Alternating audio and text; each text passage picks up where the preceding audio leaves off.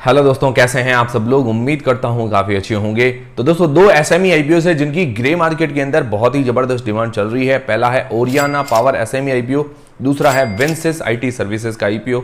तो इन दोनों आईपीओ की ग्रे मार्केट के अंदर काफी जबरदस्त डिमांड चल रही है। तो इस कारण क्या है कि लोग इंतजार कर रहे हैं कि इस आईपीओ में अप्लाई करना नहीं करना है। तो डिमांड भी आई थी कि रिव्यू का वीडियो बनाया जाए, तो मैंने सोचा इन दोनों आईपीओ का रिव्यू एक साथ कर दिया जाए, ताकि क्या है कि आपको जानकारी मिल पाएगी इस आईपीओ में अप्लाई करना नहीं करना, आप डिसीजन आसानी से ले पाएं। तो इस वीडियो के अंदर हम दोनों आईपीओ का रिव्यू करेंगे। और उसके अलावा दोस्तों आज यथार्थ हॉस्पिटल का जो आईपीओ है उसका अलॉटमेंट स्टेटस भी आने वाला है। लिंकिन टाइम की वेबसाइट पर 2 अगस्त उसके अलॉटमेंट स्टेटस की ऑफिशियल डेट है। जनरली आज उम्मीद है कि पिछले 1-2 आईपीओ से टाइम पर आ जाता है, तो टाइम पर आज आ जाना चाहिए। उससे पहले कोई क्रेडिट और डेबिट के एसएमएस आते हैं तो भी मैं आपको जानकारी दे दूंगा, या आपको भी कोई पहले क्रेडिट और डेबिट के एसएमएस मिल जाते हैं तो आप हमें इंस्टाग्राम पर मैसेज करके बता सकते हैं। तो इंस्टाग्राम की लिंक आपको डिस्क्रिप्शन के अंदर मिल जाएगी। जो लोग भी पहले 4-5 लोग हमें बताएंगे मैसेज करके, तो उनके नाम वीडियो के अंदर फ्लैश कर दिए जाएंगे। उसके अलावा दोस्तों एसएमई आईपीओ में अप्लाई करने के लिए आपके पास डीमेट अकाउंट नहीं है तो जीरोधा, एंजल और अपस्टॉक के साथ डीमेट अकाउंट खुलवा सकते हैं। वहां से आप आसानी से एसएमई आईपीओ में अप्लाई कर सकते हैं। तो उनकी लिंक डिस्क्रिप्शन के अंदर है। एंजल 1 पर बिल्कुल फ्री में डीमेट अकाउंट बन रहा है, और टेलीग्राम चैनल को भी जरूर ज्वाइन कीजिए ताकि छोटा मोटा अपडेट मिलता रहे। तो दोस्तों सबसे पहले ओरियाना पावर का जो एसएमई आईपीओ है उसके बारे में हम जान लेते हैं। तो सबसे पहले इसका अगर ग्रे मार्केट का प्रीमियम देखें तो 100 रुपए पर शेयर, 1200 शेयर का लॉट है। 1,20,000 रुपए जैसा एक लॉट पर फायदा बता रहा है। परसेंटेज वाइज 80% से भी ऊपर का ग्रे मार्केट का प्रीमियम है। और जनरली मैं आपको कहता हूं कि एसएमई आईपीओ में अप्लाई करना है तो लॉन्ग टर्म के लिए थोड़े रिस्की होते हैं, क्योंकि छोटी कंपनीज होती हैं। सिर्फ लिस्टिंग गेन्स के लिए अप्लाई करें तो ज़्यादा बेहतर है। बाकी दोस्तों डिसीजन जो भी लेना है आपको अपनी रिस्क और अपना एनालिसिस लगा के लेना है। अब दोस्तों इस कंपनी के बारे में बात करें तो ये कंपनी इनकॉर्पोरेट हुई थी 2013 के अंदर, मतलब काफ़ी पुरानी कंपनी है। मतलब ज़्यादा नई कंपनी नहीं है कि जो कभी कभी एसएमई आईपीओ आते हैं 1-2 साल पुरानी ही कंपनीज होती हैं। तो ये कंपनी क्या है कि सोलर एनर्जी सॉल्यूशन प्रोवाइड करवाती है, मतलब सोलर एनर्जी से रिलेटेड काफ़ी सारे सॉल्यूशंस वगैरह प्रोवाइड करवाती है, इंस्टॉलेशन करके देती है, उनकी सर्विसिंग वगैरह सॉल्यूशन ये प्रोवाइड करवाती है, जिसके अंदर इसके कस्टमर्स हैं जैसे इंडस्ट्रियल, कमर्शियल, इंडिविजुअल्स। तो इन सभी को ये अपनी सर्विस प्रोवाइड करवाती है। तो ये सेक्टर बढ़िया है, सोलर एनर्जी वाला, ग्रीन एनर्जी वाला, जिसकी डिमांड फ्यूचर के अंदर जबरदस्त है। डिमांडिंग सेक्टर भी है, पर इसके अंदर कंपटीशन बहुत ज़्यादा है। ऐसी बहुत सारी कंपनियां अब ऑलरेडी मार्केट में खूब ज़्यादा आ गई है। लिस्टेड कंपनीज भी खूब है, अनलिस्टेड कंपनीज भी खूब है, तो कंपटीशन बहुत ज़्यादा है। पर ग्रे मार्केट के अंदर डिमांड है, इसीलिए क्या है कि हम इसके बारे में सोच सकते हैं। फिर दोस्तों इस आईपीओ की डिटेल्स के बारे में बात करें तो 1 अगस्त से लेकर 3 अगस्त के बीच में ये आईपीओ ओपन रहेगा। आईपीओ ओपन हो चुका है, आज दूसरा दिन है, और इसका प्राइस बैंड रखा गया है 115 रुपए से लेकर 118 रुपए के बीच में। 1200 शेयर का ये लॉट है। तो मिनिमम एक लॉट के अंदर हमें 1,41,600 रुपए इन्वेस्ट करने पड़ेंगे। इसीलिए मैं कहता हूं क्योंकि लॉट साइज बड़ा होता है एसएमई आईपीओ के अंदर। एसएमई आईपीओ रिस्की होते हैं अप्लाई करने के लिए, एक साथ पैसा लगता है। और उसके अलावा क्या है कि इसके अंदर क्या है बायर्स और सेलर्स कम मिलते हैं, तो क्या है कि अपर सर्किट और लोअर सर्किट भी जल्दी भी लग जाते हैं। तो कभी कभार बायर अगर नहीं मिलते हैं तो लोअर सर्किट लग जाते हैं। तो क्या है कि लॉट एक साथ बाय करना, सेल करना थोड़ा मुश्किल होता है, तो रिस्क बहुत ज़्यादा होता है इसके अंदर। टोटल इश्यू साइज है 59.66 करोड़ रुपए का, और पूरा का पूरा फ्रेश इश्यू है। मतलब कुछ उधारी चुकाएगी कंपनी, कुछ जनरल कॉर्पोरेट पर्पस, अपना कैश रिक्वायरमेंट, कैपिटल रिक्वायरमेंट में काम आएंगे पैसे। दोस्तों ये हो गई इस आईपीओ की डिटेल्स। अब दोस्तों इसके फाइनेंशियल्स के बारे में अगर बात करें तो 2021 से लेकर 2023 तक अगर इसके फाइनेंशियल्स देखें तो इसके एसेट्स लगातार बढ़े हैं, और 2 से 3 सालों में इसके एसेट 2.5 गुना हो गए हैं। फिर दोस्तों रेवेन्यू की अगर बात करें, रेवेन्यू के अंदर भी सेम ऐसे ही ग्रोथ देखने को मिल रही है। मतलब रेवेन्यू के अंदर भी 2.5 से 3 गुना की ग्रोथ देखने को मिल रही है, और इसका प्रॉफिट भी सेम ऐसे ही बढ़ा है, इसके अंदर भी 2 से 3 गुना की ग्रोथ देखने को मिल रही है। बाकी इसकी नेट वर्थ भी बढ़ी है। रिजर्व कैश इसके हाथ में अगर आज की तारीख में बात करें 29.50 करोड़ रुपए के हैं, और इसके ऊपर टोटल बोराइंग्स मतलब जो उधारी है 14.89 करोड़ रुपए की। तो मतलब अगर इसका रिजर्व कैश और इसका एनुअल प्रॉफिट देखते हैं तो अपना ये जो डेप्ट है वो चुका सकती है, अपनी कैपेसिटी रखती है। बाकी आईपीओ से कुछ पैसे जुड़ाएगी, उससे भी कुछ उधारी चुकाएगी, तो फाइनेंशियली ये कंपनी जो है मजबूत नजर आ रही है। फिर दोस्तों इसके पीयर कंपटीटर से इसको कंपेयर करते हैं तो पी मतलब प्राइस टू अर्निंग्स रेशियो देखिए तो 20.7 का है। बाकी जो अपने पीयर कंपटीटर्स हैं उनसे छोटी कंपनी है, केपीआई से महंगी वैल्यूएशन है और जेनसॉल से सस्ती वैल्यूएशन है।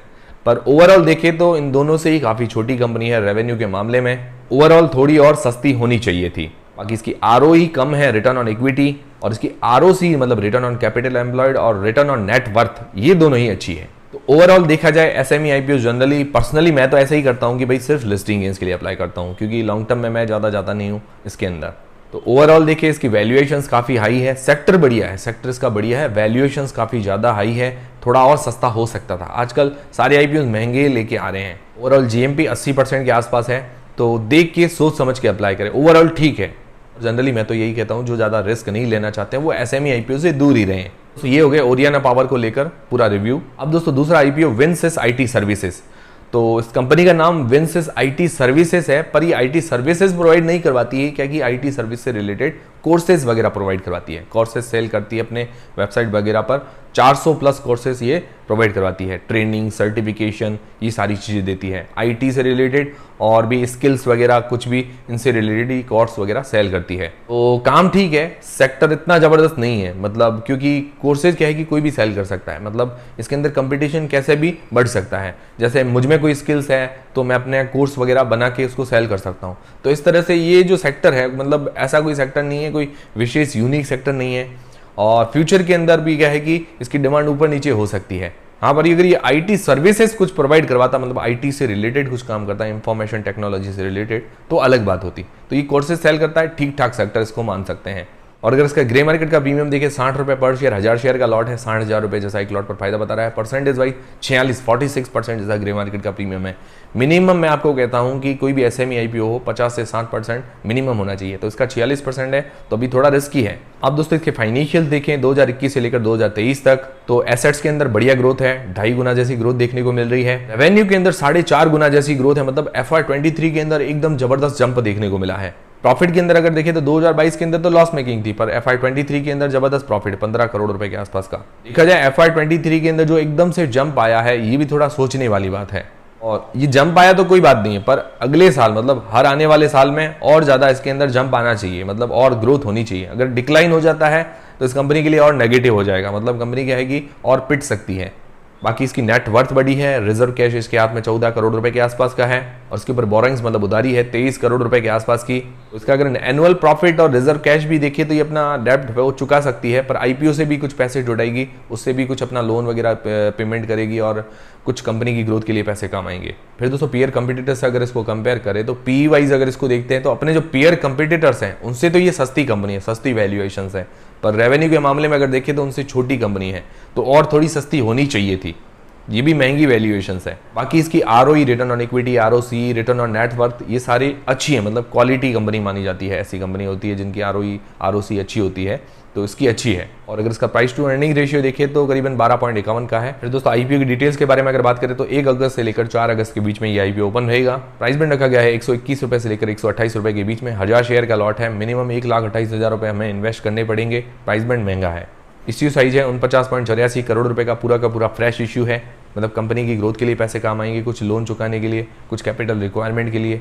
ओवरऑल अगर इसको देखते हैं तो सेक्टर ठीक ठाक है, कुछ खास सेक्टर नहीं है। कंपटीशन बहुत ज्यादा है इस सेक्टर के अंदर, और क्या है कि FY23 के अंदर इसके फाइनेंशियल्स के अंदर एकदम से जंप देखने को मिला है, और लगातार इसको रखना पड़ेगा, ऐसा मतलब फाइनेंशियल्स रखने पड़ेंगे, तो क्या है कि कंपनी आगे और ग्रोथ कर सकती है, इसका शेयर ग्रोथ कर सकता है। अगर थोड़ा सा भी डिक्लाइन होता है रेवेन्यू और प्रॉफिट के अंदर तो कंपनी क्या है कि और ज्यादा पिट सकती है, तो ये चीज भी आप ध्यान में रखिएगा। बाकी वैल्यूएशन साइज महंगा है, और अगर जीएमपी की बात करें तो जीएमपी भी 50% से कम है, तो जीएमपी मिनिमम 50 से 60% हो तो अप्लाई करने का सोचना चाहिए।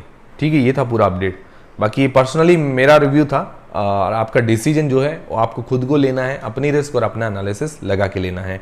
इन दोनों आईपीओ में से अगर बेहतर आईपीओ कहें तो ओरियाना पावर का आईपीओ थोड़ा सा बेहतर है, क्योंकि ग्रे मार्केट के अंदर डिमांड उसकी ज्यादा है। बाकी वैल्यूएशंस वाइज दोनों ही महंगे आईपीओ है। सेक्टर वाइज अगर देखें तो ओरियाना पावर का सेक्टर अच्छा है, और विनसिस का सेक्टर ठीक ठाक है। बाकी फाइनेंशियली दोनों ही अच्छी कंपनी नजर आ रही है। ओरियाना पावर थोड़ी सी बेहतर है फाइनेंशियली, तो उम्मीद करता हूँ ये वीडियो देखने के बाद आपका कंफ्यूजन क्लियर हो गया होगा इन दोनों आईपीओस को लेकर।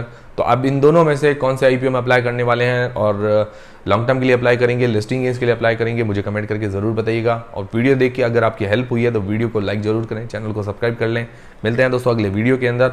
और यथार्थ हॉस्पिटल के आईपीओ का अलॉटमेंट स्टेटस जैसे ही आता है तो तुरंत ही हमारे चैनल पर आपको जानकारी मिल जाएगी। टेलीग्राम, इंस्टाग्राम और फ्री में डीमेट अकाउंट सबके लिंक डिस्क्रिप्शन के अंदर है। मिलते हैं दोस्तों अगले वीडियो के अंदर।